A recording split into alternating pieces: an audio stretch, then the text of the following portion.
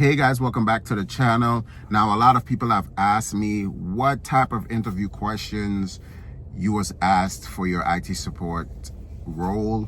And fortunately enough, I remember that after the first interview, because I had 4 interviews, I had a first initial interview from one of the recruiters. They didn't have any IT experience, but they was given some questions by my boss on what to ask. And after that, I had a mock interview with the project manager and the IT director, which is my boss.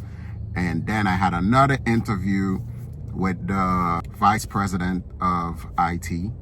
And then I had another interview, which was the last one, with the president of the location that I was going to be at. So the president of, I went through all those different steps, but only the first 2 interviews I was asked any questions, any interview questions. For the first interview, I actually have the questions they asked me, and I have it right here. I took a screenshot of it because it was on my other phone, and I'm going to tell you the exact questions that they asked me, right, and what my responses was. Now, these 4 questions that the lady that did my first initial interview asked me wasn't the only questions she asked me. She asked me like 2 or 3 other questions before. I can't remember off the top of my brain what it was, but it was similar to the 4 questions that she emailed me to answer. She asked me about 2 or 3 questions, then I think we was running out of time or something like that, and then she told me she has 4 questions she want me to respond to, and depending on how I respond to it, then I will be able to move on to the next interview.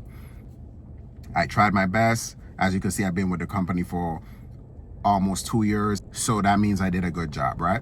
I'm gonna tell you guys the question she asked, and then I'm gonna tell you guys the response that I gave. The first interview question that she asked was, can you describe a specific instance when you successfully resolved a challenging technical issue for a non-technical customer?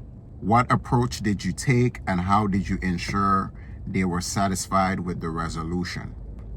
Now, I remember this job is my first IT job.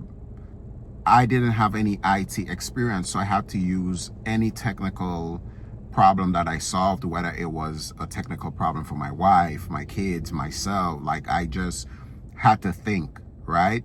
The answer I gave was, I once assisted a non-technical customer who was experiencing issues with the extended display setup. They had a Gizmo USB docking station connected to their laptop with 2 screens, and after updating the operating system, the displays stopped working. I began by identifying the problem through questioning and gathering information about when the issue started and any recent changes. With this, I formed a theory that the driver might not be compatible with the new OS version. To test the theory, I updated the driver, restarted the system, and everything worked perfectly. I ensured the customer was satisfied by explaining the issue, the steps taken to resolve it, and verifying that the displays were functioning as expected. I also provided guidance on preventative measures to avoid similar problems in the future by documenting the process and ensuring the customer's understanding. I ensured a successful resolution and their satisfaction. Now, this issue was with my wife. I have a docking station. She wanted to use the docking station.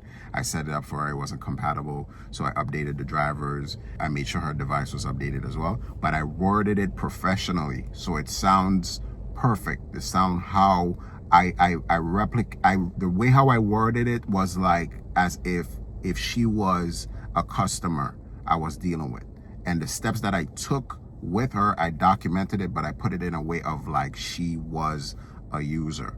That's tips for you guys. If you are the IT person of your family, every time someone having issues with their computer, use those scenarios if you never worked for an IT company before.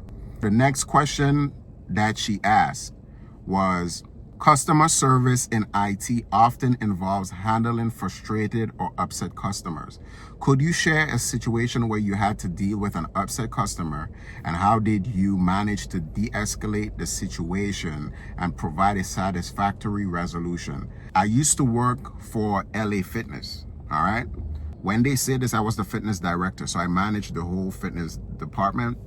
And when I read this question, because it wasn't directly speaking about an IT issue, it just spoke about when did you have an issue that you resolved? When did you have an issue that was very difficult? Because the question was just asking about when you ever dealt with an upset customer, I was able to use my experience from being a fitness director. So the answer that I gave them was, I said, I was sent to a new club to be the fitness director / manager. It was my first week at this club, and a customer called me enraged about being charged $300 monthly for training sessions they hadn't received for months. Initially, they were furious, especially when I informed them of the cancellation fee. Instead of getting defensive, I empathized and listened attentively. After reviewing their account, I assured them that all the sessions they paid for were still available and not expired, by offering to utilize those sessions to their fullest, even personally training them if I needed. The customer's anger gradually subsided.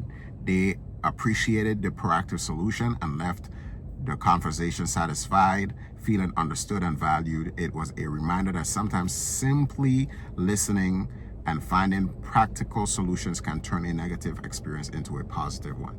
Basically, for this situation, what I did was I just listened to them and let them know that, hey, I understand your frustration, but remember that your sessions are not gone. You still do have your sessions, and if we could set up some times that you could come in to train, I'll get you all set up. They was happy to know that even if that they was paying for the sessions, but at least they didn't lose the sessions. Of course, most people would be more happy to keep the money, but the fact that they didn't lose the sessions, I was able to help them understand that and help them say, hey, you know what? If I still have the sessions, let me book these sessions.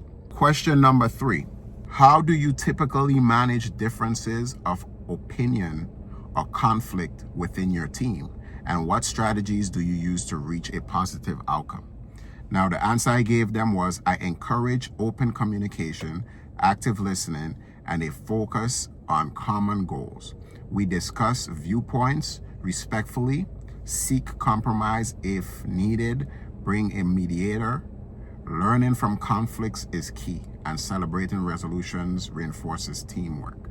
Simple answer. You know, I've been the fitness director for LA Fitness, so I have the personal trainers that's under me. They might have a complaint, they might have this. It's always good, you just gotta listen to people sometimes and hear their opinion, hear what they would recommend, and not because they're not in a leader position mean that their recommendation are not valid.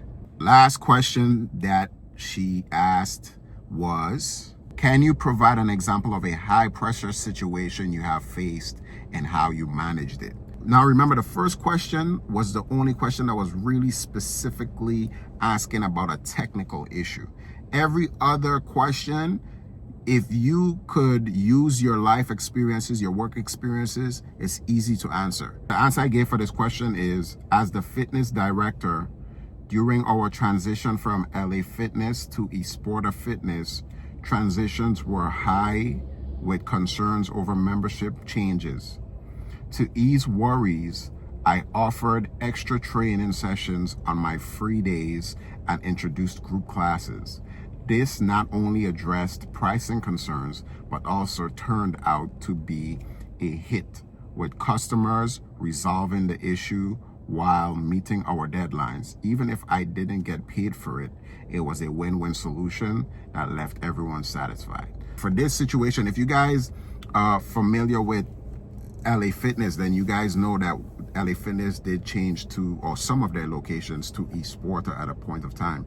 And that was a little bit of a conflict, only because some people looking at the monthly prices are looking a little bit different. They're looking like, oh, these people paying less. Some people want to switch over from the LA Fitness to the Esporta Fitness. Everybody worried about training, whatever the case may be.